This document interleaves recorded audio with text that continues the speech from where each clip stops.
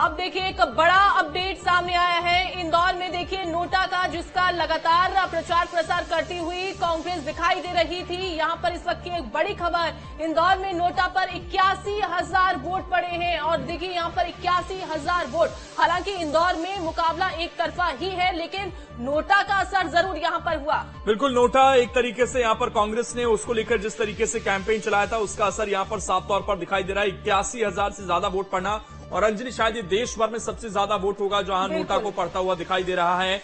और इस वक्त की स्थिति यह है कि इंदौर में जहां शंकर लालवानी के बाद सबसे बड़ी लीड है, लेकिन चर्चा मुझे लग रहा है कि नोटा की ज्यादा होने वाली है, क्योंकि इसी चीज को लेकर बीजेपी संगठन चिंता में भी था। इंदौर में शायद अगर कांग्रेस के प्रत्याशी यहां पर चुनावी मैदान में होते, क्योंकि जब 29 सीट पर हम देख रहे हैं मध्य प्रदेश में ज्यादा फर्क नहीं पड़ पा रहा है, तो इंदौर में तो बहुत आसानी से शायद जीत जाती।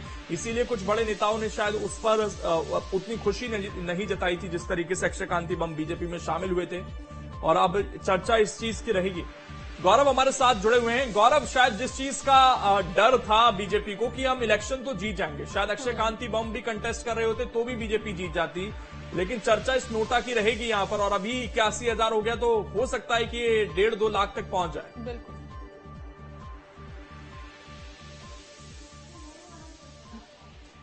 देखिए, इंदौर अपने रिकॉर्ड बनाने में काफी आगे रहा है और अब इंदौर ने एक और रिकॉर्ड बनाया है, क्योंकि देश भर में नोटा पे इतने वोट कहीं नहीं हुए हैं जितने इंदौर में हुए हैं। और कारण केवल एक था कि यहाँ पे जो अक्षय कांति बम थे, जो इंदौर से कांग्रेस के प्रत्याशी थे, उन्होंने नामांकन वापस लिया, बीजेपी में शामिल होगा, और उसके बाद कांग्रेस ने लगातार नोटा पर वोट डालने की अपील यहाँ पे की थी। देखिए, ऐसा नहीं है कि कांग्रेस के वोटर्स यहाँ पे नहीं है, कांग्रेस के वोटर्स हर जगह पर होते हैं और इंदौर में भी कांग्रेस के वोटर्स हैं, और वोटर्स ने ये जो अपना मत है वो नोटा पर दिया है। और यही वजह रही है कि नोटा पर इतने ज्यादा वोटिंग मतगणना में हमें देखने को मिल रही है।